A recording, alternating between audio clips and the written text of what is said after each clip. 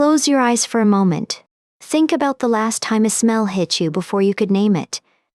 Coffee brewing. Rain on hot pavement. Your grandmother's kitchen. That instant recognition, that knowing without thinking, it happens faster than conscious thought. And until last month, scientists had no idea how it actually worked. Today we're talking about a discovery that changes everything we thought we knew about the most mysterious of our senses.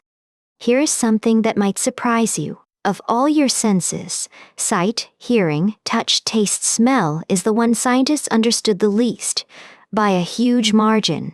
We mapped the visual cortex in the 60s. We cracked the cochlear code for hearing in the 70s. But smell? Smell remained a black box.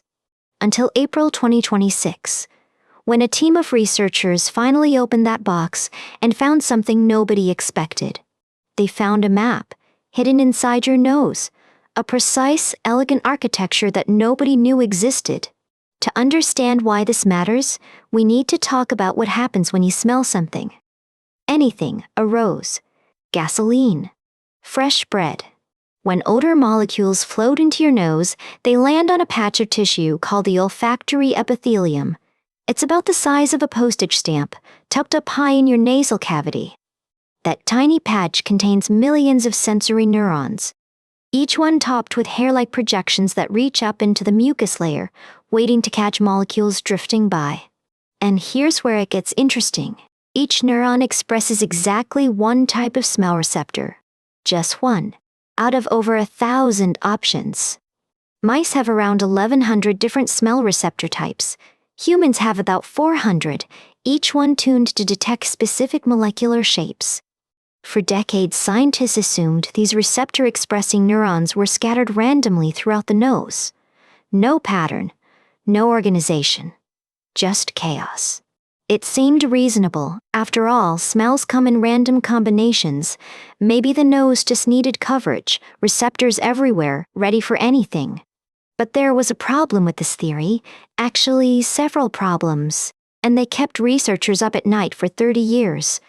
The first clue came from the brain. When scientists mapped the olfactory bulb, the brain region that receives smell signals, they found something strange. Perfect organization. In the brain, neurons responding to the same receptor all converge on the same spot. Every time. Precise. Organized. Like a filing system. So here's the puzzle. If the nose is random, how does the brain know how to organize the signals it receives? Where do the wiring instructions come from? This question remained unanswered until a team decided to do something ambitious, something nobody had attempted before. They would map every single receptor in the mouse nose. The scale was staggering. They analyzed 5.5 million individual neurons across more than 300 mice. It took years. And when they finally assembled the data, when they laid all those neurons out according to their position in the nose, they saw something that made them stop. Stripes, perfect horizontal stripes of receptor expression, running like bands of color across the nasal tissue. Over 1,000 of them, overlapping but organized. The research team described what they found, 1,000 separate stripes of odor receptor expression that overlap with each other but are very organized. This wasn't chaos. This was architecture, beautiful, precise, hidden architecture that had been there all along, invisible until they had the technology to see it. But finding stripes was just the beginning. The real question was, how do they form? What tells each neuron which receptor to express and where to position itself? The answer turned out to be a molecule you might recognize from skincare commercials, retinoic acid, a form of vitamin A. Here's how it works. Retinoic acid exists in a gradient across the nasal tissue, high concentrations at one end, low at the other, like a chemical compass. Each developing neuron reads its position in that gradient, and based on where it finds itself, it chooses which receptor to express. Position determines identity. The researchers tested this. When they experimentally increased retinoic acid levels, the entire receptor map shifted upward. Decrease it, and the map shifted down. It's essentially a molecular GPS system. and it operates with remarkable precision, positioning over 1,000 different receptor types in exactly the right locations. And here's where it gets even more interesting. Remember that organized filing system in the brain? It turns out the nose and brain maps correspond to each other. The stripes in your nose align with the organization in your olfactory bulb. It's one coordinated system, from the moment molecules hit your nasal tissue to the moment signals reach your brain. This explains something that puzzled scientists for years. How can we distinguish thousands of different odors? How does smell stay consistent across time? The answer is the map. Because receptors are positioned precisely, the brain can reliably interpret the pattern of signals it receives. Same position, same meaning, every time. But this discovery isn't just about understanding how we smell. It opens a door that researchers have been trying to unlock for decades. A door to restoration. Smell loss affects millions of people, and since COVID-19, those numbers have exploded. Many people who lost their smell during infection never got it back. But there's another group that loses smell too. And for them, the stakes are even higher. People in the early stages of neurodegenerative disease. Roughly 95% of patients with Parkinson's or Alzheimer's experience olfactory disorders, often as one of the very earliest signs, before any other symptoms appear. For years, doctors have known about this connection, but they couldn't do anything with it.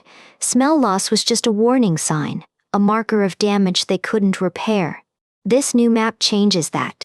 As one of the researchers explained, it provides the wiring diagram needed to understand how to regrow olfactory neurons in the correct positions. You can't restore a system you don't understand. But now, for the first time, scientists have the blueprint. They know where each piece is supposed to go. There's another reason this discovery matters, and it has to do with something unique about smell, something that makes it different from every other sense you have. Unlike touch, hearing, or vision, which all pass through a relay station in the brain called the thalamus, smell connects directly to your limbic system. That's your emotional and memory center, which is why smells trigger memories faster and more vividly than any other sense. The pathway is shorter, more direct, more raw. When someone loses their smell, they don't just lose the ability to detect odors. They lose a bridge to their own past, a direct line to emotion and memory. So, what does all this mean for you? More than you might expect, even if your sense of smell is working perfectly right now.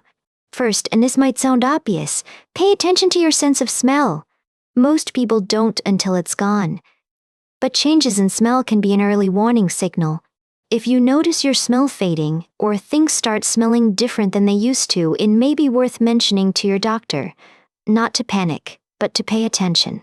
Research suggests smell tests could become part of routine screening for neurodegenerative diseases, catching changes years before other symptoms appear. If you've lost smell due to COVID or another cause, there's emerging evidence that olfactory training might help. It involves systematically smelling distinct scents every day. The idea is simple. You expose your nose to strong, distinct odors, rose, lemon, clove, eucalyptus, for about 20 seconds each, twice a day, for weeks or months. It doesn't work for everyone, but studies suggest it might help the nose regenerate connections. And now that scientists understand the map, they may be able to make it more effective. There's something poetic about this discovery when you think about it. For decades, we assumed the nose was simple, primitive, just a collection of chemical sensors. But hidden inside that simple-seeming organ was an elegant system of organization, stripes and gradients and molecular compasses. Beauty we couldn't see until we had the tools to look. The researchers hope this map will eventually lead to treatments for anosmia, the clinical term for smell loss. Not just managing it, actually restoring it. Because now they know the wiring diagram. They know where each piece goes. They understand, for the first time, what they're trying to rebuild. And here's the part that makes this psychology, not just neuroscience. Smell isn't just about detecting chemicals, it's about connection. To food, to places, to people.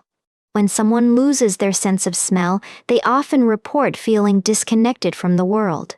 Food becomes fuel, not pleasure. Memories lose their triggers. One patient described it as living behind glass. You can see everything, but you can't fully experience it. Part of the world stays out of reach. If this topic resonates with you, if you've lost smell or know someone who has, consider looking into smell training programs. They're low risk and might help. And if you find yourself thinking differently about your nose after listening to this, noticing smells you usually ignore, that awareness itself is valuable. If this is the kind of research you find interesting, the intersection of neuroscience and everyday human experience, hit subscribe. We cover stories like this every week. We take for granted what works: the smell of morning coffee, the scent of someone you love, the way a library smells different from a hospital. These are the invisible threads that connect us to the world. And until this year, nobody knew how the loom was built. In April 2026, a team of researchers looked at 5.5 million neurons and found a hidden map. Stripes of organization, a molecular GPS system, elegant architecture. They found that your nose isn't random, it's precise. Coordinated with your brain, a system we're finally beginning to understand. And that understanding, it might just help millions of people reconnect with the sense they thought they'd lost forever. The hidden map was there all along. We just needed to learn how to read it.